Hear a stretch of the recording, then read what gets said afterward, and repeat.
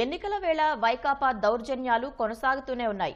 పిఠాపురంలో పవన్ కు మద్దతుగా సినీ నటుడు సాయిధరం తేజ్ చేస్తున్న ప్రచారంలో అల్లరి మూకలు రాయి విసరడంతో ఓ జనసేన కార్యకర్త తీవ్రంగా గాయపడ్డారు.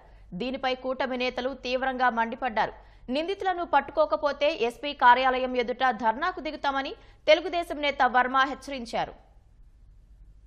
కాకినాడ జిల్లా గొల్లప్రోలు మండలం తాటిపర్తిలో ఉద్రిక్తత చోటు చేసుకుంది. పవన్ కళ్యాణ్ కు మద్దతుగా ప్రచారం చేపట్టిన ఆయన మేనల్లుడు సినీ నటుడు సాయిధరం తేజ్ రోడ్ షోలో వైకాపా అల్లరి మూకలు దాడులకు పాల్పడ్డాయి. సాయిధరం తేజ్ లక్ష్యంగా రాయి విసరగా తాటిపర్తికి చెందిన తెలుగుదేశం కార్యకర్త నల్లల శ్రీధర్ గాయపడ్డాడు. ఈ ఘటనతో తాటిపర్తిలో ఉద్రిక్త పరిస్థితులు ఏర్పడ్డాయి.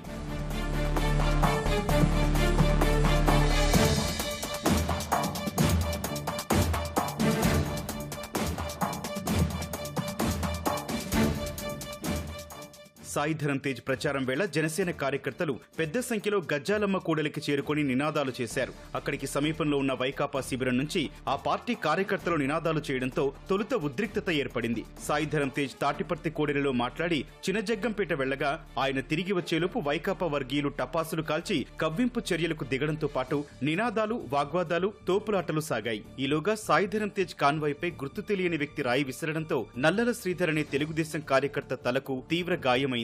క్షతగాత్రుని హుటాహుటిన ప్రభుత్వాసుపత్రికి తరలించి చికిత్స అందించారు.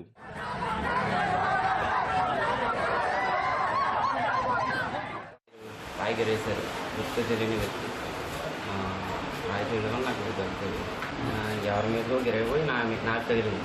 రోడ్ షోలో గిరేసారా? రోడ్ షోలో సాయంత్రం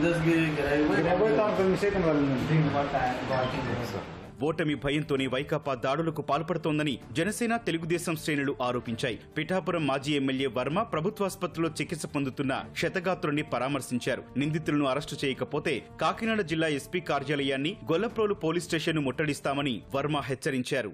సాయి ధర్మతేజ్ గారు రోడ్ షో జరిగే సమయంలో సోడా బాటిల్ ఇచ్చుకుని కొట్టడం వల్ల, ఇతని హెడ్ అడ్డుండడం వల్ల సాయి ధర్మతేజ్కి దెబ్బ తగలకుండా ఉంది. దీని సమయంలోనే అక్కడ దెబ్బలాట జరిగే వ్యక్తుల్ని లోకల్ ఎస్ఐ గారు వారించి పంపించారు. అది ఎవరన్నది గొల్లప్రోలు ఎస్ఐ క్లారిటీగా తెలుసు. అంటే ఎలక్షన్లో ఓడిపోతారని చెప్పి గీత గారు ఇలా రౌడీజం చేస్తారు.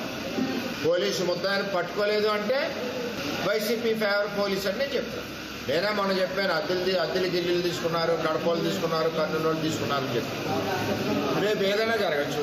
అరెస్ట్ చేయకపోతే ఎస్పీ ఆఫీసు ముందు ధర్నా చేయడం జరుగుద్ది, లోకల్ పోలీస్ ఆఫీసు ముందు ధర్నా చేయడం జరుగుద్ది.